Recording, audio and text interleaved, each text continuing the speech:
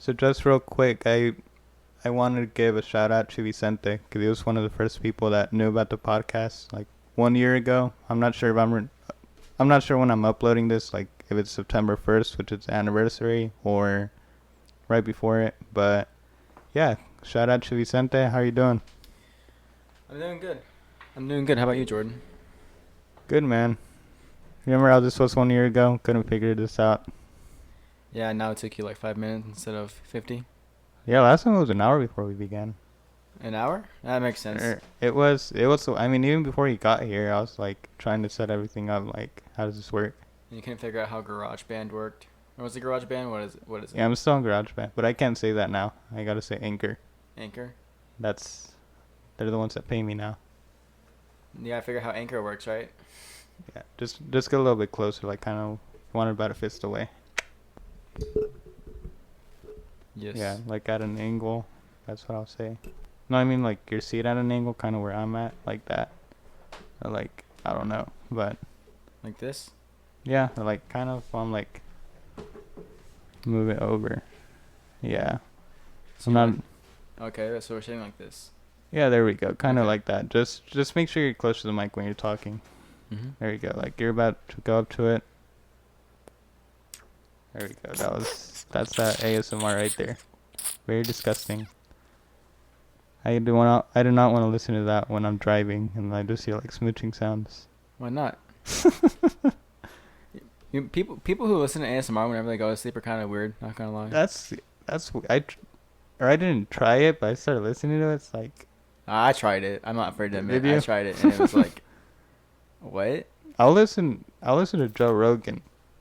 There's like certain people that he has on that their voice for whatever reason they'll just make me fall asleep. So I like try to look for those people like they have a good voice. Did you ever listen to like rain sounds or anything like that? Yeah, I actually had a machine. Really? Yeah, that was like a while ago, but I just forgot about it. One of my favorites is Campfire. That's a good one. Yeah, that's a good one to fall asleep to. That one, I love the rain. Like whenever it Mhm. rains, like I have like that slight like hangover. So, not a hangover. You're hungover? No, I'm not hungover. What do you call that? Like Over- for the roof, the Awning? overhang. Overhang. Yeah, yeah. So I have that, and it'll hit like my plants are like leaves. So like I'll open up the window when it rains, fall asleep to that, or when I'm high, I'll do that. Oh no. How often do you do that? That's a personal question. No, okay, I don't care. I don't do it every day.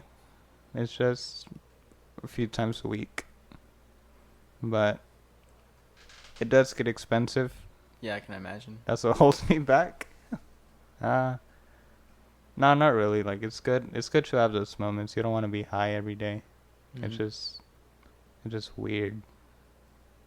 And, like people have that. Like, or I've heard stories of people that'll have like start having like that false sense of reality. Like they don't know what's real anymore because they're high like 24/7. Oh really? Oh yeah, I've heard about that too. Yeah. Mm. Almost like tripping acid 24/7. There's no way you can do that. You can't overdose on acid though, can you? You can't, right? Well, it just has to be like an unhumanly amount of. I mean, really any psychedelic. Like you don't really overdose, and it's not addictive.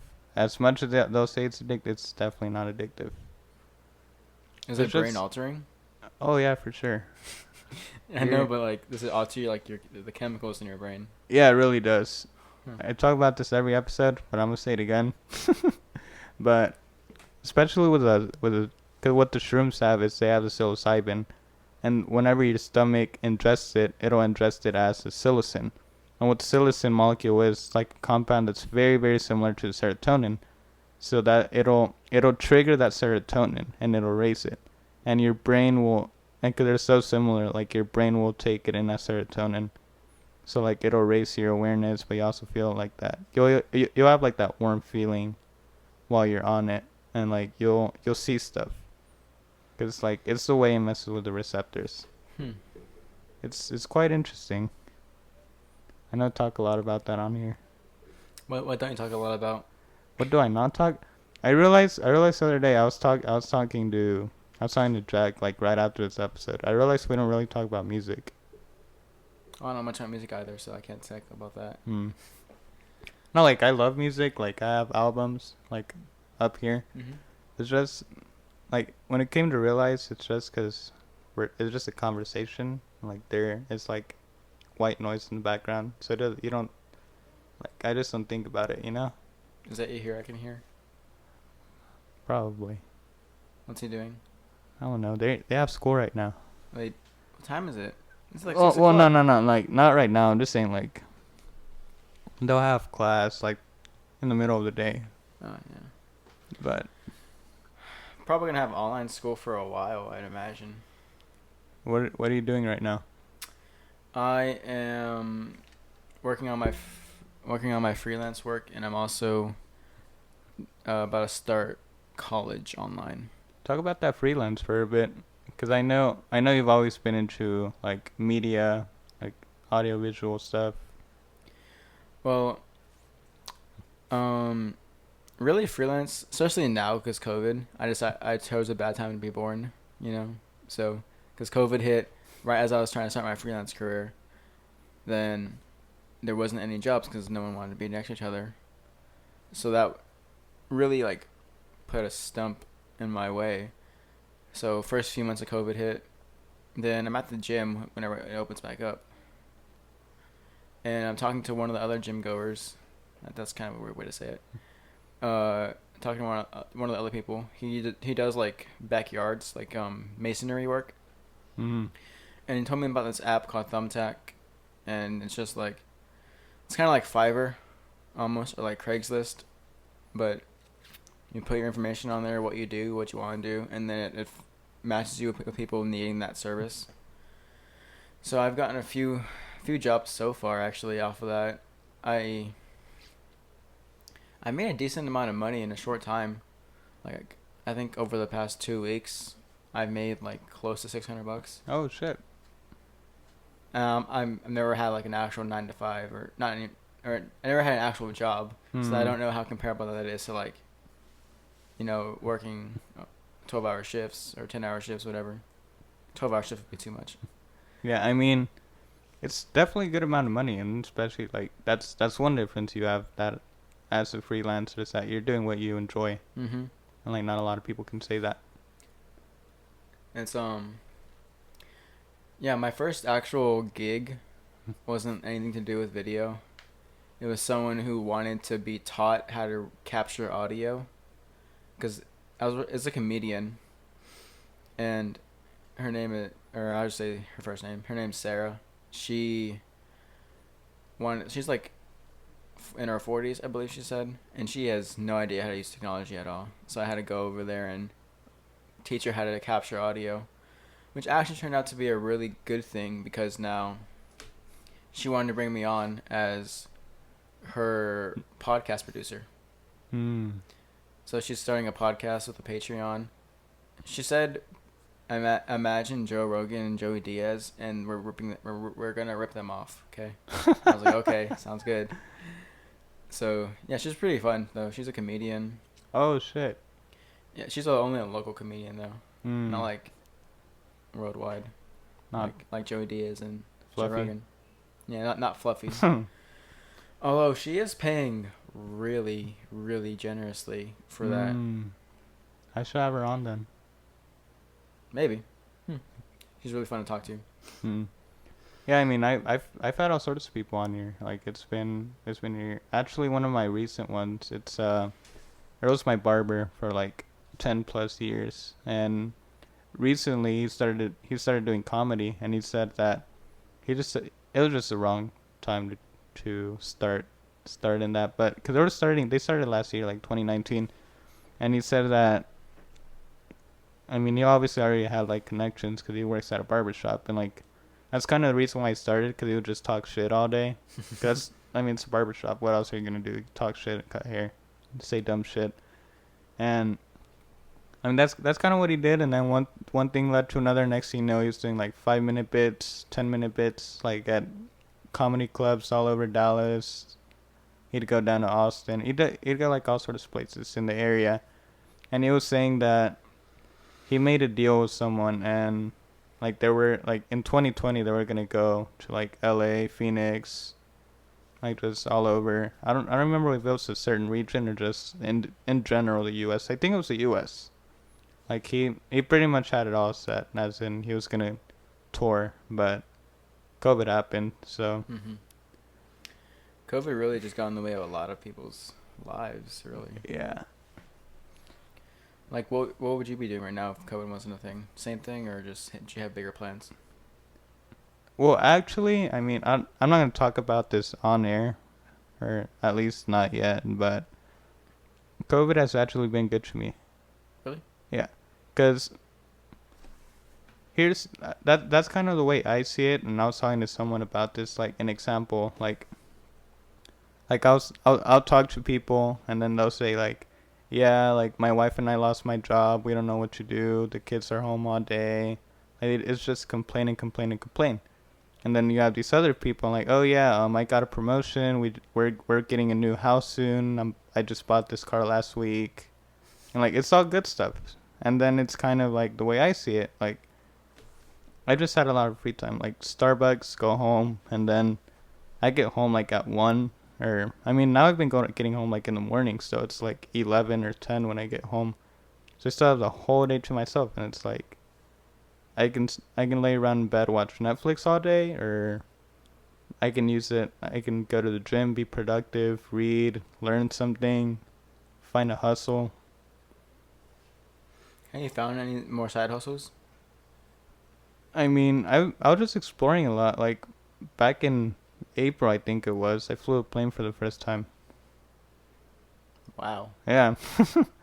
I just said, I mean, I've always thought about being a pilot, but it's just way too damn expensive. I mean, it makes sense because you're like around aircraft. But I just said fuck it and I tried it. It was dope. Like we just flew. I was talking to Jack about it. Like we just flew around for an hour and like they'll teach you the basics, like basic controls, that sort of stuff. Have there what skills have you improved during COVID? Damn. Definitely organization. That's for sure. Like of what? Like just writing stuff down, like being more organized, like having a plan. For example, with a podcast, at the beginning of the month, I was like, you know what? I have this amount of episodes. I want to get to 25 for the year, because I saw August was like the 11th month before September 1st being the anniversary. So it's like, all right, I'm gonna make 10 episodes, and then I evened them out, and then just started texting people like, hey, you want to come on? Like, had people come on. I had the I had to set up the entire month. So that's definitely one. And then of course, like, I just read all the time. Like I watched, I'd be on YouTube for hours, but like not. I mean, yeah, of course, everyone does this. Like you'll fall into that wormhole, like weird, stupid shit. Like I did learn about other stuff. Next thing you know, like I'm starting a business. Oh yeah, I saw that on your story. Like, tell me more about that. I can't tell you about the business on air. You can't? No, not on air. I'll tell you after. Okay. Yeah. But no, I don't. No, I don't want to tell people yet, just because like where we are in the process. But I'll definitely tell you afterwards. And then once I'm ready to go, then like I'll say it on here and like I'll make an announcement and stuff. I was actually trying to start my own business too, Hmm. but then COVID hit. What was it? It it was gonna be a wedding and quinceañera. Videographer, photographer. Oh, that's a good one. Because weddings, given everyone in the film industry kind of gets into those first, but with the 15s, it's really unique because there's like 3 or 4 of them in the Dallas area that do 15s, and if I'm being honest, none of them are good. Yeah. Like I compare them, like I've seen 15 videos, and I compare them to what I feel like I'm capable of, and what I've done, and what me and my friends can do. I'm like, yeah, we can seriously do better than this, and we can corner the market because it's such a unique thing. Hmm. Plus, all my friends that were my 2 other friends that we're trying to start this business with, we're all Hispanic, so people. So like, of course they're gonna hit you up. Yeah, of course. Yeah. We're doing our first one in January, I think. But yeah, 15's really untapped market for video in Dallas, especially, but also in like any high Hispanic population Just in state. general, yeah. Yeah, Just in general. Yeah, I've seen those videos of like people they'll just set up the tripod and just like leave it. in the middle of the dance floor and it's just there the entire time. It's like what's the point of that? You can just put a GoPro or like a phone, tape it up somewhere, like Yeah. leave it there. You don't need to pay anyone for that. But like I know what you mean. Like it's definitely cool. It's definitely a niche. Is that how you pronounce it? Some people say Niche. niche. Some people say, yeah, I think niche is the other one. Niche, Yeah. niche, whatever it is. It's definitely a good one. So before COVID, where were you in terms of like your freelancing stuff and business? Well, before COVID, I was still in high school, so Oh yeah, I right. wanted to finish all that out first, and because I wanted to graduate, nothing in my way. And then the plan was to start filming weddings this summer. I guess this past summer, because one of the other people I'm doing this with, a lot of his family was conveniently getting married around this time, and they all needed video Hmm. and pictures. So we were just gonna do our first couple ones free for his family, and then we can start there. Upload to our website, give examples of what we do, make all of our mistakes in the first few ones, so we don't make them when we actually get paid the big bucks. Yeah, yeah, exactly. And that's kind of what it is with everything. And then it sucks, but it's one thing that holds people back for whatever reason. It's Hmm. like everyone's gonna fail. Like, if anything, that's how you learn. Yeah, on the job training. I mean, it's the best way if you think about it. Yeah.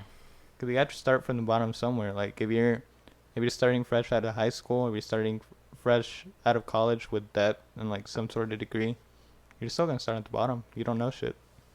That too. With college, since Dallas County Promise. Have you talked about that on this podcast? Know what? Dallas County Promise. No. Oh, Dallas County Promise basically says if you go to one of our Dallas community colleges, which is like there's like 5 of them or 6 of them, you go to one of those for 2 years, then we will pay your tuition for it's like 4 or 5 big universities. So it's UNT Dallas, SMU, A&M Texarkana, 2 smaller ones I believe, and they'll pay for your tuition. All you have to do is pay books, any extra fees, and that's it. But tuition's like a big part of that money, Mhm. so I'm hoping to, along with my freelance career, graduate without any debt whatsoever. Yeah. It should definitely be a goal. Like that's really one of like you'll look at quotes and like books and like you'll see successful people. All they talk about is avoid being in debt Mm-hmm. as much as you possibly can. Although I still am considering it, taking out student loans, but just investing that money. Mm. That's sketchy. If you use a mutual fund and you just throw all your money in there, on average you gain about 5% a year with a mutual fund, Mm. because they're a lot more like conservative with their money. They'll only go into they'll go into low risk things. Mhm. But if you invest it yourself, you have the chance to either lose it or gain a lot. Yeah. But High risk, high reward. but if you go the mutual fund route, you'll end up. I think I did the math. Since you're not taxed the 4 years that you're in college or however long you're in college for, you'll end up with like 2,000 or 200. I think it was 200 extra bucks at the end, or maybe 2,000. I forgot. I really forgot the math. Wow. Mm. But yeah. It's that people should really know about that. Should be more information about that. I believe. Yeah, it's just something that no one really thinks about, especially people in our age. I'm 18, about to turn 19. You're 20, right? Mm. No one really invests at our age. Yeah, no one does. Like it's funny because like I work like at Starbucks. I usually work in the morning, so it's older people, like not old, but like 30s, or late 20s, that sort of stuff. So like they'll or like I'll just be talking to people. I'm like, oh yeah, I'm starting a business, or like, yeah, I got this and this going on. They're like, oh shit, how old are you? And like I'll just start like going off about like stocks or like investing, that sort of stuff. But it's really good. I mean, it's life. It's knowledge. It's life knowledge. Or how would you say that? I don't even know how to say that. Mhm. Definitely something I really push people to know is like the real estate. That's Yeah. that's the way to go. I think I was. It was my government teacher talking, or I would say my government Was teacher. it Marley? No, it was Houston. Oh, I like Mr. Riley though, even though he's a bit. he's a Uh, bit on the crazy side, but he does make a few good points. yeah, he has some good points. Coach Houston was talking about how even like if you're a Hispanic getting into the real estate market, then you have a really big advantage because especially if you can speak Spanish because we like to do business with each other really Hmm. we don't trust the white man. Yeah, that's true. Um. So if you can market yourself to other Hispanics, same reason why I'm doing 15s, it's you have the opportunity to really like make a lot of money. Yeah, especially here because Dallas is it's a huge Mhm. Hispanic population. But that's something I try to avoid. What do you 'Cause mean? I want to market to everyone because I don't Yeah. want to have that image. I mean, with a quince, obviously, like Who else are you gonna market it there's to? only, I mean, you don't really like no one really has quinces. You can do sweet 16s, but Yeah. like it's still the same thing. But Well, with 15s, I want that to be just a division of my business. yeah, I still want to do like weddings, real estate, photography, oh videography. yeah, of course. You know what's actually a really lucrative thing right now? Um, Real estate videography with a 360 camera. Mm. Because everyone's doing virtual tours now. So if you just have a 360 camera, go through a house that has a virtual tour that's being done, you can honestly just you can make quite a pretty Yeah, thing. or drones. Well, drones, Drones. especially, it's when it's mainly inland. Mhm. But I've seen, because I took classes, like I went to a real estate school, and like that's one thing that told me, like I told him, like, yeah, I do, like I have experience with cameras, that sort of stuff. Like, dude, you're pretty much covered. Like, you don't need to pay anyone to do that. I just take good pictures, and then, like you said, the 360 cameras, like inside the house. Mhm. But that's something Joe Rogan needs to do. You need to set up a 360 camera, so like you feel you're in the room. You can also do stuff with like VR with that, can't you? Because you can just Hey, move your yeah, you head. can. You're just like sitting down where Jamie is, Yeah. or like on the other side, like where the TV is. You're just sitting there, like Joey Diaz going off about coke. It's fucking funny. Um. How come have you really done anything with that with your real estate training? Coke? No, I'm just kidding. Oh yeah, that too. Have you done anything with your real estate training? I mean, I've learned a lot from it, and then like I was supposed to take my exam back in like March, but COVID happened, so like kind of set it aside. But it's still in the back of my head, and like say I don't go with like a real estate career, like I still learned a lot, and then I still want to be an investor. Like, How much were real estate classes? how much were real estate classes? They weren't that bad. It's 6 classes. They each costed 180. So you can do the math. 180 or 1,800? 180, like 180. Okay, that's not bad at all. Yeah, it was 180 per course. It's a little over 1,000. Yeah. I can't do math, but I mean it's like I still like they give you the books. Like it comes with a textbook. So like you're keeping that information, Hmm. and there's just so much that goes with it. Like not only money wise, but like people complain why rich people don't pay taxes. It's because of real estate. Like there's certain loopholes that you can go through real estate, and it's completely legal, and you don't have to pay taxes, and it's great, like to say the least. But just It's just information. You just have to know. So is your main focus your business that you can't talk about right now, and then real estate, or Well, I mean, what? real estate's always it's always gonna be in the back of my head because I'm looking to either buy land of my own or a house, like have my own place. And then of course, like once I start getting more money, whatever it is, I'll start investing.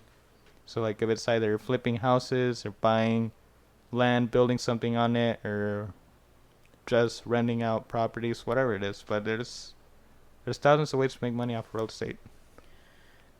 That's see, I never quite like while we were in school, I never quite understood the saying what they don't teach you in school, you know? Because I was like, well, I'm learning a lot about a lot of stuff like biology, fucking Civil chemistry, War. Civil War. Like yeah, that stuff's all good to know, to have a basis on, but really and truly, you have to. They have to teach. No, they don't have to, I guess, because they haven't been. But they should really teach us about this world. Now, I have learned from my teachers that went the extra mile and broke down like all like investing and all that kind of stuff, like Mr. Marley or Coach Mm-hmm. Houston.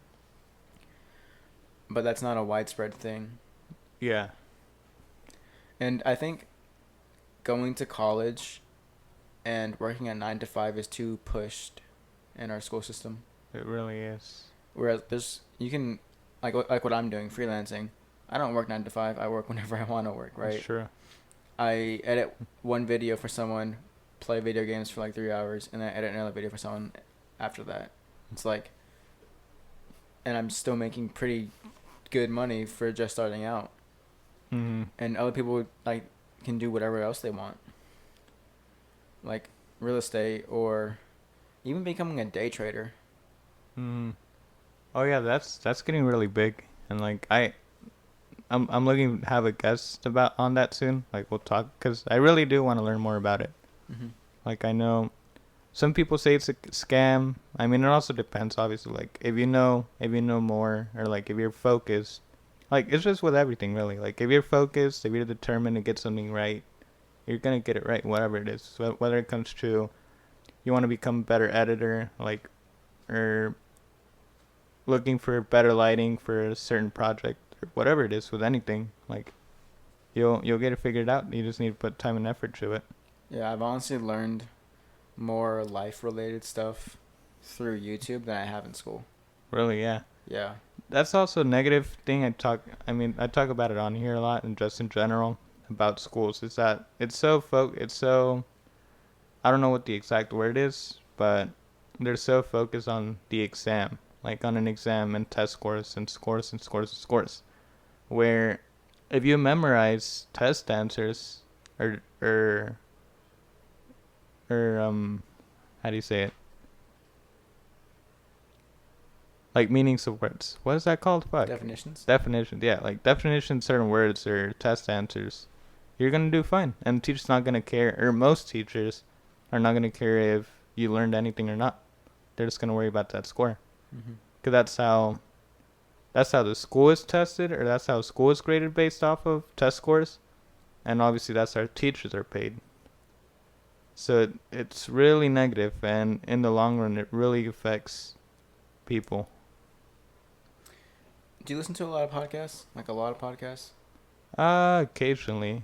Ha- I'll listen to Joe Rogan a lot just 'cause he has all sorts of guests.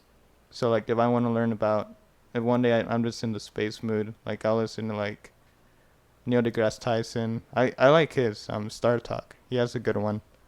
Have you ever listened to Malcolm Gladwell? I've heard of that one, but He's just a big business related person, mm, and he has this podcast called Revisionist History. It's really good.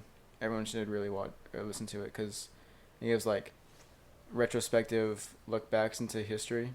mm-hmm. But he's talking about one episode where really and truly like being fast and accurate is more valued than being slow but precise. Mm-hmm. Especially with like law exams. It was that example he used. they test, and but it also applies to like the SAT or really any test that we take in school. You get given a time limit where you can't possibly answer and understand every single question, Mm-hmm. but you just have to answer and make the best guess. And that really resonated with me because we don't. Quick thinking, yes, it's important, but it's not the only thing about a person, Mm-hmm. Like, some people need their time to slow down, but they'll make a better product at the end. Yeah. I don't know. It's just, I don't know where I'm going with this. It's just. No, I mean, no, I get what you're trying to say. Like everyone just learns a certain way. Like Mm-hmm. some people will, like if you give them a book, they're gonna read the whole thing over once and they're gonna understand every single thing. I'm the exact opposite. You give me a whole book, I'm not gonna learn shit from it. As in, you give me a hammer and a nail and like here, start doing this. Like I'm gonna fuck up obviously the first few times, but I'm gonna get it. That's how I learn. And like everyone just learns a certain way. Like some people need a little bit of both. Some people just need the textbook and they're good. Some people just they need to practice. But it's kind of like whenever they say, and we'll get into this in a minute because I know it's really big on you. But it's like you can read about doing 100 push-ups, but is it gonna make you stronger? Hmm. Hmm. Yeah. I never heard that quote before. I don't know where I got it from, or I just made it up. But I mean, it's true. Like, Yeah. So I guess they we don't know. We're not taught much about actually doing, just how it's done. mm-hmm. I guess is your point there. Yeah. Huh. Cause like I'll always push trade schools. So like if you want to be a mechanic, it's way better to go to a trade school and like work at a mechanic shop than going to a university and trying to learn engineering. Cause they're not like they're gonna give you all the books like here read this, memorize these formulas, do that. Here's some math questions, but you're never gonna touch a car engine in those 4 years. You have to do it outside of college. If you want to, and if you have that drive, and you're very determined that you want to be a mechanic, you're gonna find your way. But the school is just gonna give you the books, Mm-hmm. the theory of it. Yeah, I think we really do undervalue on the job learning. Mm-hmm. Yeah. Like plumbing's another great example. Mm-hmm. Like everyone needs plumbing. Like one of my cousins, he's a plumber. He started out working for someone, then he got his own practice. Now he drives a Mercedes Benz. So Yeah. like I'm not doubting that he's not a successful man by not going the traditional route. Mm-hmm. A lot of people can just don't. A lot of people don't have to go to college really. I feel like most people who go to college don't. Maybe not most. A good amount of people who go to college shouldn't be going to college. Yeah. Like one thing I say, if you want to get in the medical field or become a lawyer, you're kind of stuck. Yeah, you have But to. other than that, I don't really see the need for it, especially nowadays. Like you can find Harvard online courses for free or for a few $100 online. Like I've seen tons of those, and like Harvard does it. All sorts of Ivy League schools, if not every Ivy League school, has something. And like pretty much every school, they all have certain online courses you can take. And they're only a few $100. The only difference is you're not really graded on these. It's just like you learn as you go.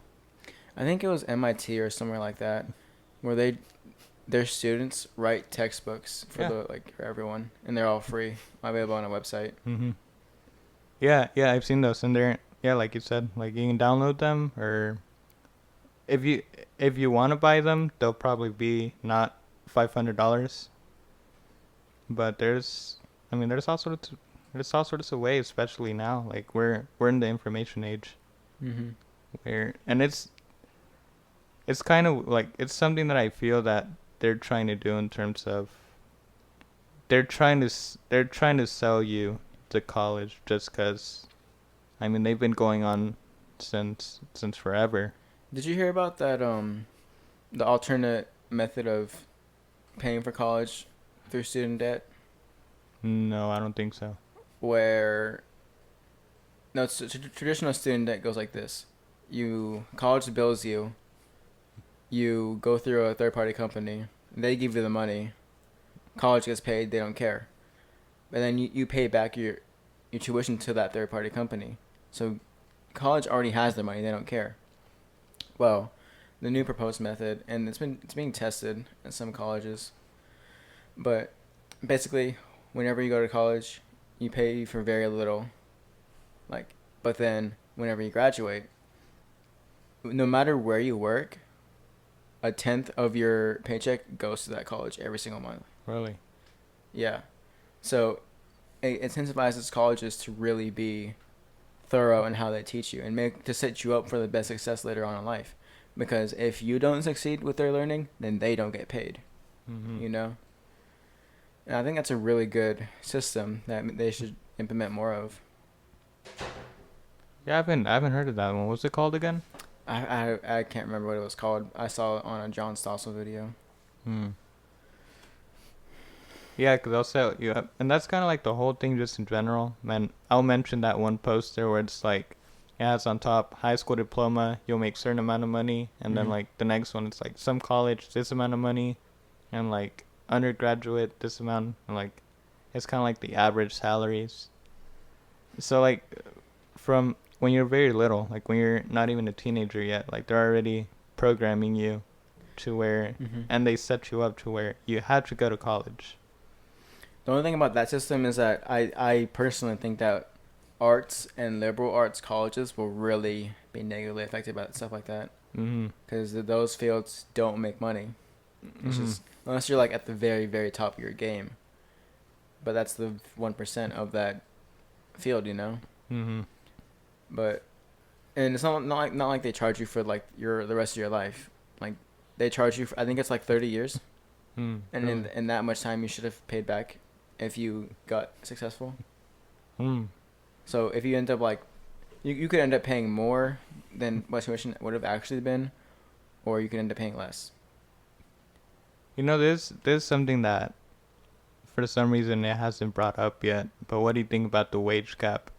As in like genders, do you think it's real or do you think it's? Because I have my own opinion, but I just want to see what you think about it.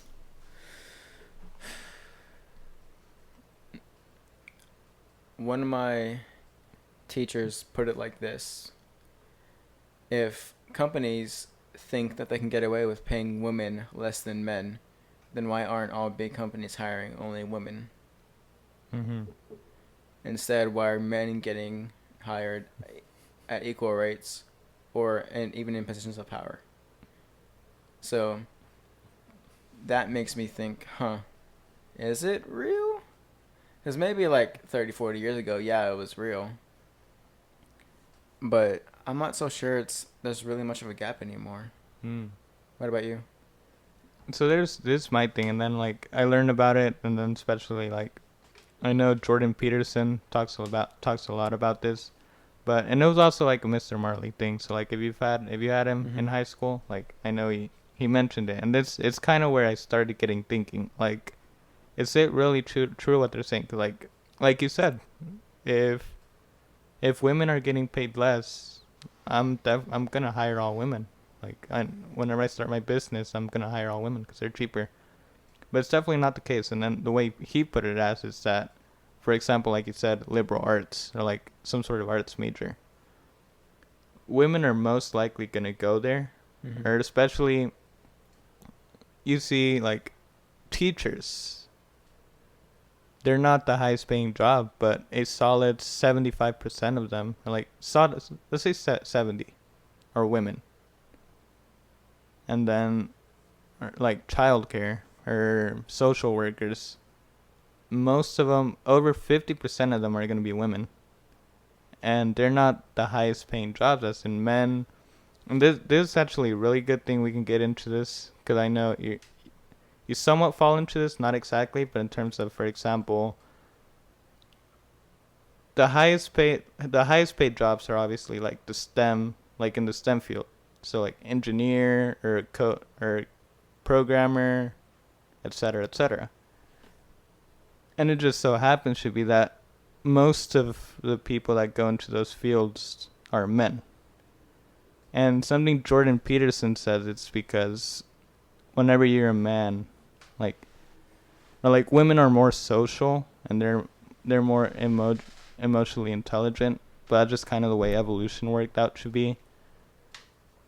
So most likely they're gonna have other options than just sitting down and writing down numbers all day and doing equations all day. Or like as in a man, if you're like that socially awkward kid that just happens to be really good at numbers, like that's where you're gonna be at. Or if you're like, for example, you're not like the most talkative, like you're a very reserved person, but you're gonna stick to your thing. Like your thing is like producing. Like you love being behind the camera, and it just so happens that you tend to be paid well for that. As in, like when you're a woman, if you're somewhat good looking, like you're gonna get. I'm not gonna say you're gonna get everything you want, but you have a lot more options. As in when you're a man and you're more reserved. Mm-hmm. Yeah, I've listened to Jordan Peterson a lot, and I definitely know what you mean. Do you have any other like opinions on the wage gap, or like just Jordan Peterson really explained it very well to you? I mean, he really he explained it well. Like he'll obviously explain it way better than me, but that's always what I thought of. Cause like I can name let like all my like all the teachers I had throughout school, like an 80% of them were women, and Mm-hmm. like all the secretaries, most of them are gonna be women. Most like therapists, psychologists, like that sort of field where you have to talk to people or where you have to be. It's not the highest paid job, but it just Therapist? no. That's a bad example. What was I trying to say? Like a counselor, Hmm. or like that, so like some sort of social worker. That's what I tried to. That's what I meant.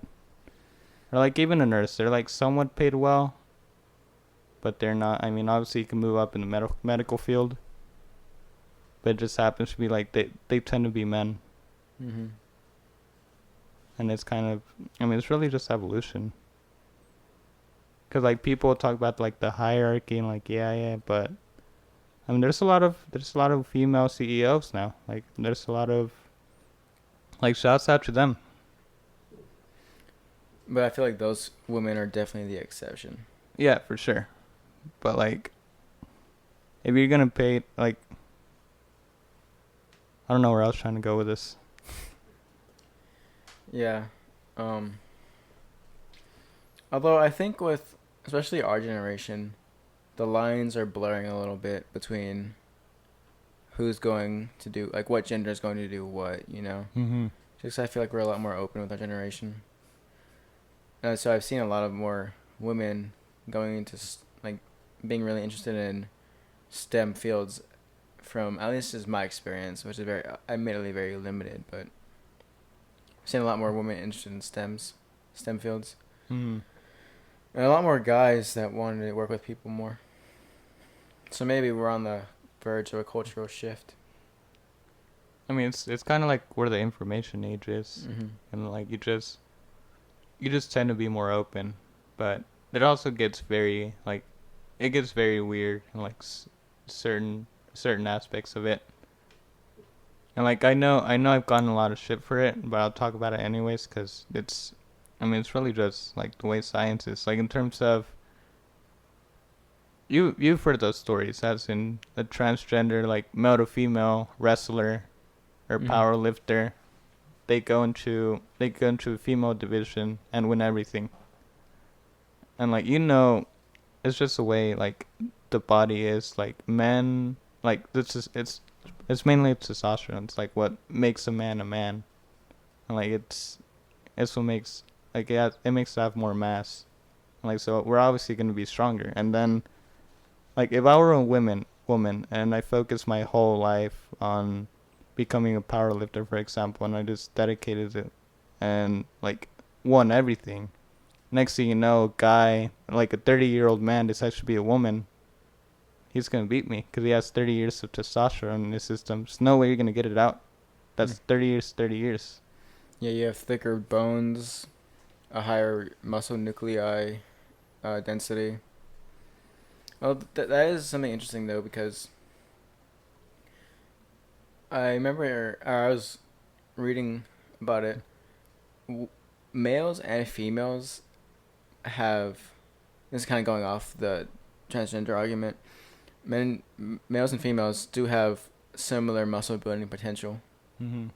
but it's just on average, men start with more muscle than Mhm. women. And we're bigger. Yeah, and we're bigger. But like the whole argument with like it's harder for women to get strong. It's harder. It's harder in the sense that they start out not as strong, but men and women build strength at the same rates. You know. Mhm. Now, once you reach your genetic potential, assuming you don't do steroids, then yeah, men will have a slightly higher genetic potential because they're more prone for it. But like two new lifters starting out have this, well, one male, one female, generally speaking, will have the same muscle development. Mhm. But then if a male has, but then again, like you said, man moving into women's division gonna have a clear advantage, because he's has more, his muscles already built up more, thicker bones, stronger tendons. They've all been strengthened by the testosterone.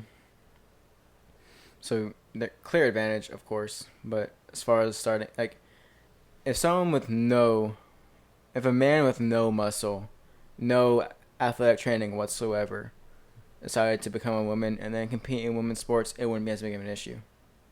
Because then the estrogen that they're pumping into him, or I guess her now, wouldn't affect, like, they wouldn't, It'd be a little different. yeah. But the problem comes with men who have been training for years, and then deciding to become women. Yeah, but the thing with that is, like the man that decides to be a woman and then starts working out, like it does. It's not really common for that to happen. Well, it's not common for people to be transgender in But the like, first place, yeah. well, yeah, that's true. But I'm saying in terms like this like discussion that we're having, like there are people that will train their whole lives, and next thing you know, they're 35, whatever. Like, okay, I'm gonna become a woman, Mm-hmm. and I'm gonna compete in the female division. Well, you have 35 years of Yeah. testosterone in you. It's like taking steroids. Yeah, it's like taking steroids as a woman, pretty much.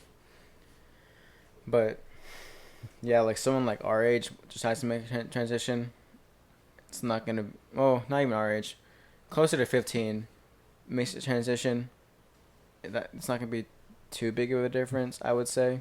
I mean, I don't have a medical degree or anything, but I would say it wouldn't make that big of a difference. But then again, they're also 15, so what do they really know what they want, you know? Mhm. Yeah, and then that's one thing that I've heard about, that parents will give hormones to kids, and I'm just like I'm not a transphobe, and like I don't care who you are. Like, I'll love you as a human. But it's like certain things, for example, as a kid, like you're not, the kid can say like, yeah, it could be a boy and like think like, yeah, I'm a girl, like blah blah blah. But I mean, you're still like 6 years old. You don't need to be taking any hormones. Like, you should still grow up. Like, you don't know shit. You're 6. Mm-hmm. Like, you should live your life. Like, if anything, if you don't want to change, you're just gonna grow up to be a gay man. And like, there's absolutely nothing wrong with that. Like, that's really just what's gonna happen. Like, if you don't take the hormones, but then like there's parents that'll try to give them that, and then next thing you know, like, what do they want to change back? Or like, I'm just saying. Have you heard about that argument that gayness doesn't exist in nature? I've heard somewhat about that, Like, but you know how Manny Pacquiao was like, "Oh yeah, like no animal is gay, mhm, only man. yeah, Gays are bad, whatever, whatever." That's actually false. Like, homosexual relationships exist, widely throughout the animal oh kingdom. yeah, yeah, I bet they do. Uh, it's really common for like chimpanzees especially, but like baboons, Baboons just fuck everything and everyone. yeah. But even like the symbol of man, a lion, they frequently have pretty homophobic or not homophobic, homoerotic tendencies. So they'll be fucking each other, cuddling with each other, because you know what? We're men. Even like the ancient Greeks. You want to know what their philosophy about being gay was? What's more manlier than two dudes? Damn. You can't get more manly than that. It's more testosterone. Yeah. I mean, they're not wrong about that, but I mean, there's nothing wrong with that. Like, there's still, and it sucks that there's people that are against it. It's just like there's this argument you can have, like, I don't want you and your boyfriend like making out here. I'm like, yeah, but I don't want a straight couple making out at the table either. Like, I don't want to see that. I don't want to see anyone. Like, go. What happens in your bedroom is none of my. Unless I'm watching porn explicitly, I don't want to see it. Yeah, exactly. You, gay, straight, whatever you are, I don't want to see it unless I'm in the mood. But that's something. But that's only like at night, you know, in my room. Yeah, exactly. Exactly. I know something I want to get into a little bit more is fitness, because I know that you're really into that. So, I don't know what you want to talk about. Well, with gyms closing for a little bit, it was really rough for me. I was like, oh. So I tried home workouts. It wasn't for me. So I just gave up lifting for like a month or two. I guess a month, yeah. And I got fat, lethargic, couldn't sleep right anymore. I just felt shitty. And then I was like, you know what? I'm done being a little bitch. So, started looking around for like weight sets to buy. Turns out my other neighbor, had a really cheap barbell and some really cheap weights and a cheap bench that he got for Christmas as a kit. Like, he bought it for himself, but he didn't use it anymore. So he sold it to me for like $60. So that's where I started out, and I was really happy with that, because now I could lift again. So I worked out outside for like a month or two while COVID was going on. Then I decided I wanted more weight on the bar, because the bar only went up to like 110, 115. And I wanted more. I didn't want to do higher reps anymore. I wanted to do more weight. So I got a piece of rebar, you know, like what they build foundations with. Got that. Put some collars on them, like the collars like you find in like cars that secure tubes together. Yeah. I put one of those at the weights to stop the weights from moving. I worked out with that for a while. Then that started to bend a little bit after like a few weeks.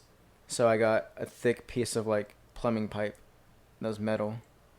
I had to grind down the ends so I can slip on the weights, but that worked really well. I put some masking tape from the grip, worked great. And then I asked my dad if he knew anyone who was selling tires, like big tires to flip, and he knew a guy who was just giving them out for free.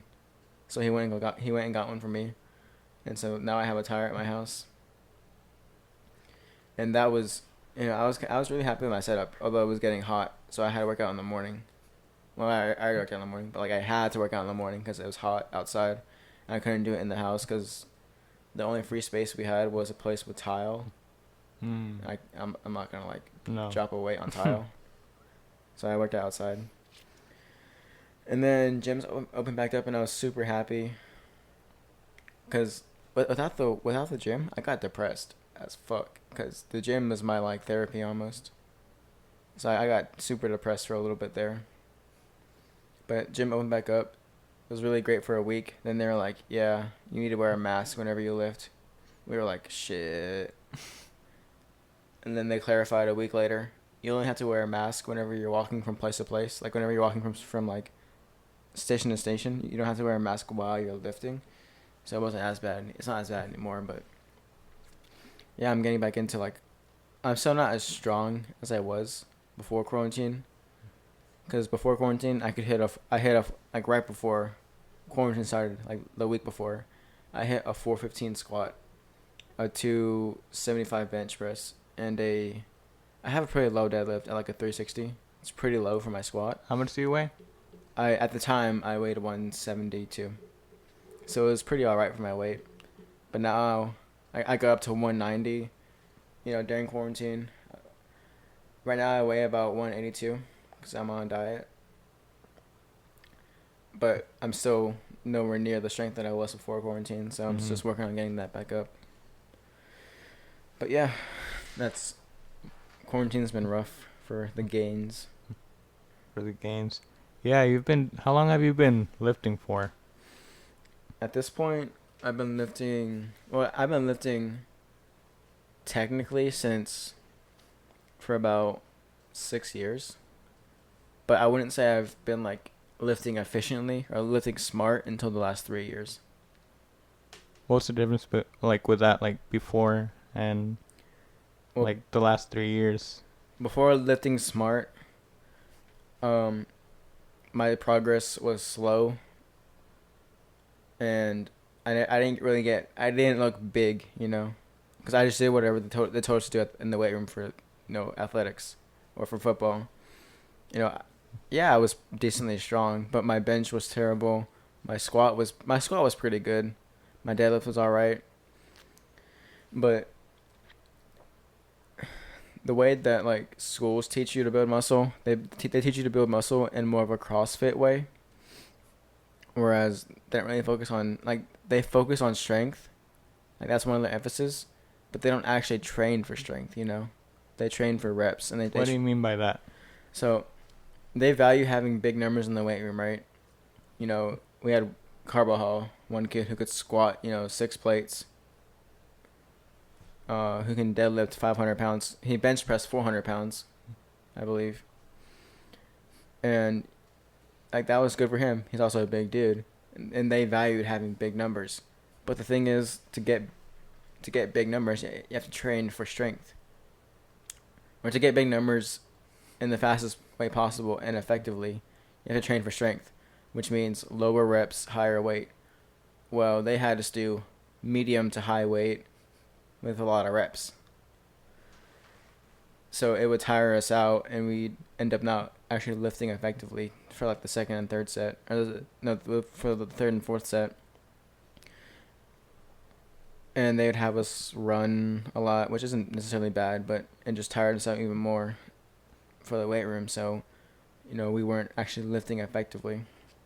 We were kind of just lifting like CrossFit, which was just a lot of reps, as much weight as you can possibly do in that many reps, that kind of stuff.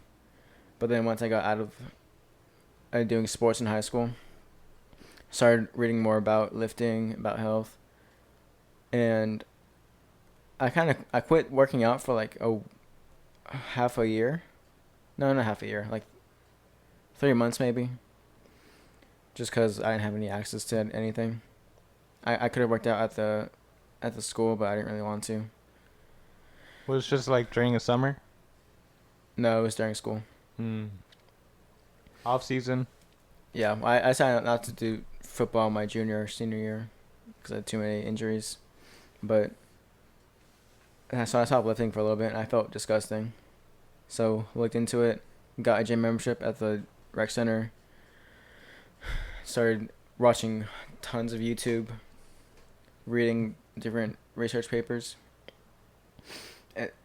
So when I got back to the gym after taking that like 3 month break, I could only squat like 250, whereas before in school my squat was 315. I could only squat like 250 now. And then would do 1 year of that, not really improving much, because I did have an injury later that year with wrestling. That I tore a ligament in my elbow, so I couldn't lift for like another 5 months after that. So really and truly, I started lifting my late junior year. No, my late sophomore year. Yeah, I didn't start lifting until my late sophomore year, probably summer. Lifted that year, went to the junior year, got got decently stronger, decently bigger looking. I was still pretty lean though. Learned even more about fitness. Left school with like a 335 squat max. Came back with a 370 squat max, which is 3 months. So I improved my max quite a bit in that time. And really just lifting smart is completely different because now now I know what every muscle does. Not every muscle. I know what most muscles do. I know the proper technique because they don't really teach you good technique in school. I know how to eat right, how to promote muscle development, how much I should have been sleeping because I didn't get shit early on in high school. So explain that a little more. Explain the process of like smart lifting, because you already got like just lifting in general, like that CrossFit, just high reps, high weight. But what would the difference be when it comes to smart lifting, like you said? Well, there are different types of lifting for different goals. You have like powerlifting, which would be high, which We is can like we can start there because that's what you did. uh, I'm more into bodybuilding right now because I'm young and I want to look big, because it's ingrained in me that to be an attractive male, you have to be big. But even though that's not true, it's just like one of those things in the back of Yeah, your head. yeah, yeah, yeah. Um. But like, you can kind of like, yeah, it's kind of what I want you to do, is like break down like the different. Mhm. Well, there's powerlifting, which is you train for a while, for like half a year to a year for one meet, and then you try to lift as much weight in 3 attempts as possible for 3 lifts: the squat, the bench, and the deadlift, the big three. To train for that, you would need low reps but high weight, because that's what stimulates more muscle nuclei to build up within your muscles.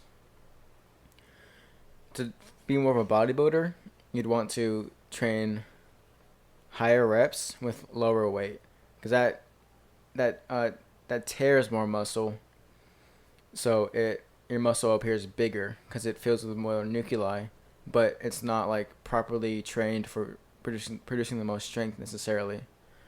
Because to produce strength, you have to constantly lift heavy. And then in the middle is kind of like power building, which is doing, like doing both of them, but not exceptionally well, and not exceeding in that field, which is kind of what I'm doing. I'm doing power building, where I do have a focus on strength, but I also want to look big-ish. But, and then there's like CrossFit, where that's more anabolic, or not anabolic. That's more respiratory and muscle. So how much oxygen can be sent to your muscles, and for however long, like a minute sometimes, which is very difficult, but also very dangerous. There's like strongman, which is more picking things up. Strongman is considered like the most functional form of lifting, because it's picking things up and moving them somewhere else, like picking heavy things up, moving them. So you'll pick up like a beer keg that weighs like 60 kilos, like about 140 pounds. Pick it up, put it over your shoulder, walk down like 10 meters, put it back down. That kind of stuff. Or you'll deadlift a car that's been angled to be on a bar. That kind of stuff. Picking up heavy ass weights with your hands and then walking a certain distance. It was like the Highland Games, which is what Coach or Mr. Rainey's into, where it's old school Scottish stuff. And that's pretty much the big pillars of lifting at the moment. And there's like general fitness stuff where you try to look thin and lean, but that's not really anything. That's just cardio and running, Yeah. losing muscle, and like Mm-hmm. fat.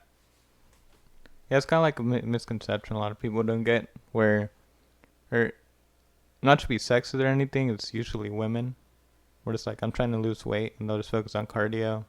And then you'll ask them, they'll have that misconception like, yeah, I don't wanna lift because I don't want to get big. And there's the thing. What I find is women typically want to have a big butt big thighs and a skinny waist, right?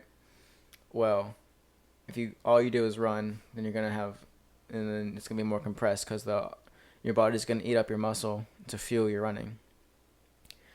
So you're not gonna look as big. You'll just look thinner. Whereas in reality, typically most women actually should lift weights instead, because then you'll build up your leg muscles, you build up your upper body a little bit to match it and look proportional. And most of having a low body fat is honestly just diet. Like that's the hardest thing for people to understand is you can run all you want, but if you eat like shit, then you're gonna look like shit, you know. Mhm. So I'm not saying like I'm not trying to be anti body positive, because if you're fine with looking, okay, that sounds really bad. Um, like I don't have a problem with people who are bigger, right? Well, like they're happy being big. Yeah, like good for you. You're happy. That's all that matters, really. Mhm. But I have a problem with people who try to promote that as a healthy lifestyle. Yeah. Like, yeah, I guess it's mentally healthy to an extent, being positive about the way you look, no matter how you look like. But I could never get behind saying that big people are just as healthy as small people. Like, small being like more physically active. Like, no, that's just simply not wrong. You're at a higher risk for diabetes, not lung cancer, heart cancer, respiratory illnesses in general, because your heart isn't as good. And yeah, it's a really, really weird thing to try to promote. And then, yeah, just diet. If you want to lose weight, just diet. Like someone DM'd me the other day, another DM me the other week asking how to lose their stomach. And I was like, go on a diet. And they never responded to me after that, because I guess that's not what they wanted to hear. They wanted to hear, oh, eat this, like eat this one food that'll make you lose weight. Take this one fat burner pill, and you'll be fine. Like, no, first of all, fat burners don't work. Wait, don't waste your money. And second, it's constant better eating that you have to achieve. And it's not even like you have to eat all like healthy non-processed foods. Like, no, you can eat junk food. You have to be able to limit yourself. Balance it out. Yeah. Like like I eat 2,400 calories a day at the moment. I eat 200 plus grams of protein a day, which is very hard to do. But I also have like Pop-Tarts or fucking cookies some days, because I have the calories to spare. So it's just about, you can have whatever you want. You just have to plan it in. And most, like, if you don't even want to build muscle, don't worry about the protein. Just worry about getting under calories. Yeah, the really weird diet that was popular for a really long time, like very recently, was the keto diet, where it's like you take away all sugars, but you're eating more fat. The thing with keto is that as long like there's not going to be a magic diet that helps you lose weight. Keto is better for some people who have like a lot of inflammation problems, or some people who have trouble digesting sugars. Like it's really good for diabetics, for example, because they can't process sugar that well. But in terms of like losing weight on keto, you still have to be in a caloric deficit. Otherwise, you're not going to lose weight. You're just going to get bigger. So you have to eat less calories than you burn in a day to lose weight. Yeah, there was instance I had with, it was just some random customer, and then they were asking about the keto diet, and then I was like, I mean, we can offer you like sugar-free vanilla and heavy cream. Like, that was an example. And then she was talking to someone else, 'cause, like, the other, like, one of my coworkers was also on the keto, so like they're just like walking back and forth, and I was kind of overhearing them, and it was just interesting, and it was just a very, very negative thing I saw, because she would talk about how people on her Facebook group would post about like their progress on it and etc. But like, obviously you have to work out. I mean, keto works if you make it work. Like, there's obviously a lot of working out into it, a lot of exercise, like controlling what you're eating, what you're drinking. And then she was just saying like, oh yeah, but like I haven't gotten results. And like that was my first thing I asked, like, have you been running? Have you been doing anything? Well, the And thing like I is, highly doubted. you don't need to really run either, because running, like for me, if I run a mile, I burn 100 calories, like 110 calories. That's not much. That's not many calories in the grand scheme of things, because, you know, a lot of foods are calorically dense nowadays because they contain a lot of fat. But it's not even about working out to lose weight. You can still lose weight just by eating better. Mm-hmm. And it's not like there's this misconception about good food and bad food. Like junk food is bad for you. You shouldn't eat it. You should only eat this, right? You know, regular potatoes are bad for you, so only eat sweet potatoes. That kind of thing. And that's just simply not true. It's just different nutrients, different macronutrients, micro, all that kind of stuff. And you're gonna get a lot more chemicals with like junk food. But as long as you don't have too much of it, there's nothing to worry about, you know? So you just eat, like, in a few words, you pretty much eat whatever you want, but you control it to an extent. Yeah. Yeah, you could eat whatever as long as you don't eat more. Mm-hmm. The biggest thing nowadays, I would say, is that we're so used to just eating whenever we're bored. Yeah, So, like, especially during quarantine. yeah, that's why I gained like 30 pounds in quarantine, or 20 pounds in quarantine. God, it's too much free time. I don't know what to do with it. Like, fuck it. I'm gonna make a sandwich. That's a few minutes, and then I eat it. That's another few minutes, and then throw it away. That's like 10 minutes of your day. Or even then, like, I would just be watching YouTube and I'd just be eating chips or eating Yeah. Oreos. Like, oh, it's so bad, but so good. I mean, it's just because you're occupied, and that's really Yeah. what. It's kind of like this weird thing with social media that's going on, because like just the way we evolved to be, like we've always had something going on. Mm-hmm. And like you look at tribes especially, and like they don't have any technology, they don't have any of that, but that's because they're busy not trying not to get eaten by an animal, or like going out and hunting, or like people that live in the countryside, like harvesting their crops, taking care of them. They're doing something. And then we pretty much got to a place in society where we take all of that away. Now you're on your quote safe place, whatever they call it, and now it's like, and now what? Like, there's a good book that I read. It's called The Coddling of the American Mind, and they go really in depth into, like, it isn't really good for humans to, like, all this censorship and taking like certain stuff away from kids, or like trying to make everything safer. Cause it's just the way we evolved to be, and it's just it messes up that part of nature and you want to go out and explore, Mm-hmm. and like fuck up, and now it's not really accepted to fuck up. Definitely I think it has a big impact on the youth, where you want to sugarcoat everything and cherry pick what you tell the youth about.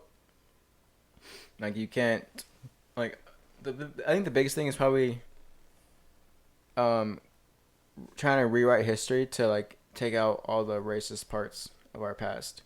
Like, oh yeah, that didn't exist, or some people claim that, which, oh no, not a lot of people are pointing towards that as towards history. I don't know, people are weird sometimes. They'll try to discredit something and then use it to prove their point. It's just kind of weird, but what am I trying to say here? Things that like we're told by like cancel culture or mass media to not talk about, but that need to be talked about for our benefit. Do you know what I'm talking about? Like, Yeah, somewhat. Yeah. I'm not sure.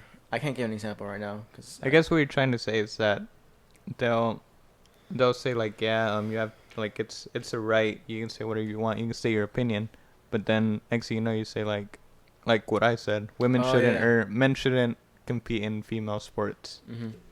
They're Yeah. gonna start attacking me for it, but it's like, it's an opinion and I have facts behind it. but it's not something they want to hear. Okay, yeah. Not being able to process someone else's argument into your own head and debate it with yourself and then, you know, rebuttal it or anything, that's bad for our learning. You know, Mm-hmm. you learn the most about someone by hearing their opinions, right? Yeah. So we should be able to communicate them in the best way possible. Like, yeah, if I'm gonna threaten you, then I shouldn't be able to spread that opinion, right? Mm-hmm. Like, if I'm gonna say a racial slur to all black people, well then yeah, I probably shouldn't be like taken seriously. But if I'm gonna criticize black culture and its effect on the youth, okay, maybe you should listen to me. I'm not directly being racist saying all black people are bad, but it's like, you know, black culture. There's some things that like they promote that aren't beneficial to the youth and only further their youth into the vicious cycle of, you know, um that kind of way of life, as in, what am I looking for? Some Every different ethnic group has a different problem. For black people, I'd say it's more like that, where they kind of like don't be white. I guess is Mm. the main thing of black people. Don't be white, because white people are bad. I mean, not everything about white culture is bad. You know, you don't have to keep reasserting yourself. And then it's a similar thing with Mexicans too. We're all like, um, we're Mexicans are really big into macho culture. Like, oh, I'm the big man, I'm the big dog, and the suppression of women. Like, like that stuff really does happen, especially in Mexico. Mm-hmm. But we don't want to talk about it because it's not right for like we shouldn't teach or we shouldn't let our youth hear that, right? And like Latin America mainly. Yeah, like no, we should absolutely be exposed to all that so we can process that, understand the situation, and try to help either improve it or move on. Because not being able to share your opinion is a really big problem with understanding. It's a really big problem with being able to understand each other Mm-hmm. and to better the situation and move on. Because just because like you tell someone not to be racist, not to share their racist ideas, doesn't mean that they're not going to be racist anymore. No, they're still going to be racist. It's just now they're going to harbor even more hate because they can't talk about it. If they talk to someone about it, oh, you know, like I see a therapist and they talk to them about like their racist beliefs. Well, maybe they can be worked down into and using reasoning, so they can understand that their beliefs are just wrong. You know. Mm-hmm. And it kind of goes like to where I was saying, like in terms of like coddling people, Mm-hmm. like you try to get them these safe places, and like yeah, if you're not comfortable, like come back here or like get off social media. Like you, in a way, you're really closing them, cause like now you have to, especially right now, it's just a really weird time. Like with online schools, you can't even go out anymore. Yeah. So you're so used to your environment, as in like whatever beliefs, like you said, like Mexicans have a certain way of thinking, like Hispanic people have a certain way of thinking, then black people have this, Asians have this, like everyone's different. And when you don't have, like you said, if you don't have that exposure, like you're gonna go out and you're gonna see all these like sorts of ideas thrown at you, you're not gonna know how to react. And it was kind of like where I was reading a book, it's called Hillbilly Elegy. I mentioned it on here before. And basically what the guy was saying, it was that when like he's from Kentucky, or like one of those states like in the Bible Belt, the Rust Belt. And he was saying that it was simply like he was talking about like the misconceptions about the white trash people, those sort of people. And like really they had the same ideas. Like they all loved each other. Like they were all a community. Like they welcomed people, but they didn't have the exposure because they were just like in their little world. And like there really are people that have like there really are like white people are living in rural America that have never seen a black person. So like they literally won't know how to react. They're like, you'll hear the stories when like redheads go to Asia, go to Japan, like everyone just staring at them like wanting to touch their hair, because they've never seen a redhead, Mhm. and it's kind of like that lack of exposure that really affects people. Mhm. That's another thing. Um, do you know how people say that America is such a divided country? Mhm. Well, I was listening to something, and they were talking about how I think it was Steven Crowder. He said that you know America itself is a nation built on an idea, the idea that everyone is free and equal, right? Now you can debate all that you like how America is now, no matter what, like, but no matter what, America was built on the foundation that we're all the same, except for the slaves, whatever, And women and women, yeah, and minorities, and pretty minorities much in the general. white men. Yeah, pretty much. But now, like those problems don't exist till today because we're not, because none, almost no one here, unless you're Native American, is from America. Whereas like other countries like Germany, France, those are all nations built on a nationality. Mhm. Everyone has a shared lineage in those areas, whereas everyone here has moved here from somewhere else.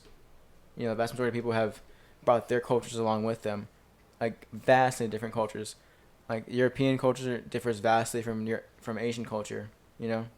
Or like even in Europe, like it's tiny little countries. Like Mhm. you can fit France and Texas, and you have like Italy. It's like Louisiana basically. You go up north and it's like part Germany, part Belgium. Yeah. And then you go a little farther up north, like England. England has like Scotland, Ireland, Wales. Like it's just so compact and so different. Like Mhm. like Micro tiny space. countries, Yeah. and those countries all have their own problems, sure, but we have the cultural problems of each of those places that people come from, right? Mhm. Because Germany has German problems, Switzerland has Swiss problems, Thailand has Taiwanese problems, right? We have American problems, as in we're not. It's not like every single person here has the same lineage. No, we all live in a big cesspool of different cultures, different races. So of course we're gonna think differently, Mhm. you know. And that really opened my eyes to how the U.S. is as a whole, because we're not one unified. We're not from one unified lineage. We are an amalgamation of different Mhm. cultures, different races, sexes, all that kind of stuff. So that's why we have a lot of, I guess, problems with each other. You know. Mhm. Yeah, that's a good way to think about it. I mean, I could see why. Like you said, it's clear, it's obvious. Like we have, even in New York alone, there's over 108 languages spoken, or Mhm. whatever that number was. Just in New York alone, there's what 20 something million people living in an area of like Dallas, probably. So of course there's gonna be problems that emerge from different ideas, from different cultures. You know. Mhm. Yeah, you haven't traveled yet, right? No, but I want to. But COVID, yeah. Were you planning on going somewhere like before? before COVID, not really. It's more saving up money and focusing on what I have to do here to be able to travel somewhere else. Mhm. Probably honestly not gonna travel for a couple years. Definitely until after college for me, but I know I do want to travel and see the world a little bit. Yeah, cause I know you're into film, and like we haven't touched much on that. You just talked about like your freelancing, but I know that like you've probably been on film sets and like worked with people. Mhm. Um. Yeah. So you want to know more about film sets, or like what? I mean, you can just like talk about your experiences or just like with that. Well, most of the film sets I've been on have been amateur film sets, really. Mm-hmm. As in like people our age, you know, late teens. But I have been on a couple like short film sets, and there's not. Well, in Texas it's really different. But in any not country, in any state that's not California, Georgia, or uh, Illinois, you kind of have to be a one man band in the filmmaking business, because like with like with California, the reason films are so expensive to be made in California is because there's laws in place to make sure that you have 3 sound guys, 4 lighting guys, you know, makeup artists. You have all that. There's, you know, like 2 camera ops, that kind of stuff, directors, all that kind of stuff, because there's laws in place to ensure that people have jobs in those areas. But not in Texas. And the mythology around California is that that's where the filmmaking is. So that's where all the filmmakers go. Well, that's where all the aspiring filmmakers go, rather. Well, here in like Texas, you can't do that because there's no money here. So you have to be your own sound guy. You have to be your own lighting guy. So really and truly, Texas film sets only have 20-ish people at the most. Whereas, you know, Hollywood sets have hundreds, maybe. Mm-hmm. And it's a lot more different here because now everyone has to do multiple jobs, juggle multiple, or wear multiple hats. But like as far as freelancing, you're pretty much on your own. Oh yeah, You're sure. everything for that money, you know. I know you're doing some jobs, like I'm assuming before, like, or before COVID, like just small stuff. Yeah, small stuff here and there, but I rarely ever got paid. I think I only got paid once before COVID. Mm. But now, you know. I mean, that's really the start, though. You just have to Mhm. grind it out, like make shit happen. Really, like the last 3 years, excluding like the last 6 months, I have worked for companies, I've worked for people, for free. Mm-hmm. I actually, I used to work for a real estate company, or a real estate company that had a show on Channel 8 News, right? So they would, not really a real estate company, it's just a network on Channel 8 News. And they would shoot properties of like really nice houses, like 300 all the way up to like $800,000 houses. And so I would go. I worked for them for a summer. I got to shit inside a $600,000 house. It was really great. But yeah, I helped with her. I helped film, but mainly I edited for them. And so I've done the work of someone who gets paid $60,000 a year for free. Mm. I've worked for a voiceover artist. I produced a course for her that she gets paid off of for free. You know, it's kind of the downside into this business is you kind of have to work at a loss for a little bit, you know, until you start making money. But once you start making money, then you start making money. Let me tell you. But you definitely have to get your name out there in some way, and that's just because we're in Dallas, you know. I mean, I feel like it's really just with any, like, especially in the arts. Yeah, in the arts. It's like, if you want to be an artist, like, you can paint for years. No one's gonna, like, unless you sell something, you're gonna make a few $100, if that, Mm-hmm. per painting, whatever you are. Or music, you have to grind it out for years, really. Yeah, so I've been grinding since my sophomore year of high school, and I'm only just starting out to trying to profit from all this, you know. Mm-hmm. But yeah. I mean, just really, like we said at the beginning, it's just, like, focusing, like, you have to be determined, Mm-hmm. and you have to have that drive. If you want it bad enough, then you'll go for it. If you want it, but you don't actually want to do anything, then you don't actually want it. You know. Mm-hmm. Yeah, it's something that a lot of people miss out Mm-hmm. on. But I mean, part of it's just like fear, or it's it's either fear or excuses, but even then, you can say that fear is an excuse almost. Mhm. Well, I think with that, I'm gonna have to go home now. I was gonna end it pretty soon, but I don't know if you have anything that's very. I don't know if you have any like last messages you want to say, or is there a place you can find your work yet? Uh, just my work isn't available to the public quite yet.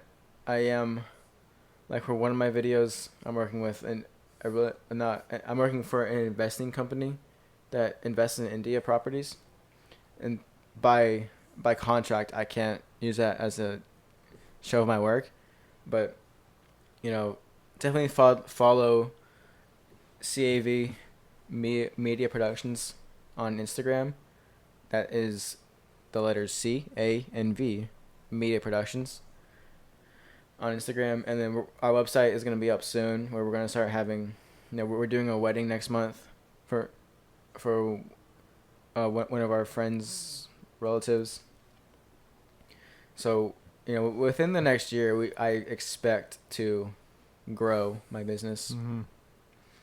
especially since stuff is opening out through COVID. So if you need a wedding, you need a 15, or if you really need any video job, just hit us up. But that's pretty much it. Or if you need fitness advice Yeah. on losing weight. If you need fitness advice, actually, I am. I'm looking into becoming a personal trainer. So,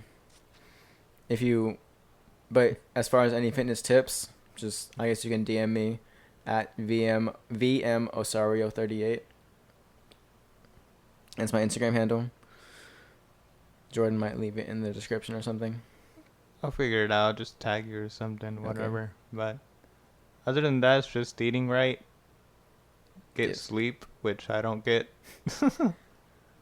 Get 6 hours of sleep at the minimum. Okay, I do that, so I'm good. Preferably 7. No, I'm a little under the 6 side. I'm like right on the fence. Okay, well, But try to get 6-7 hours of sleep a night. More if you can, but don't be a sloth, because that's even worse. Yeah.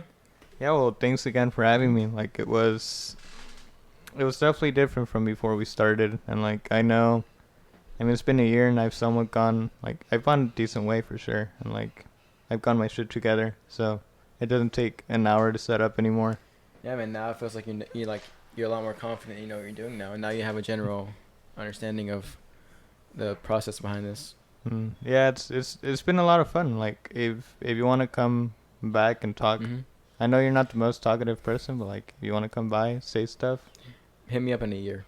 I'll have a lot more to say by then. Yeah, for sure, man. Like, right. Whenever you're down. But it was great having you. Mm-hmm. And I'll see everyone later. Disgusting.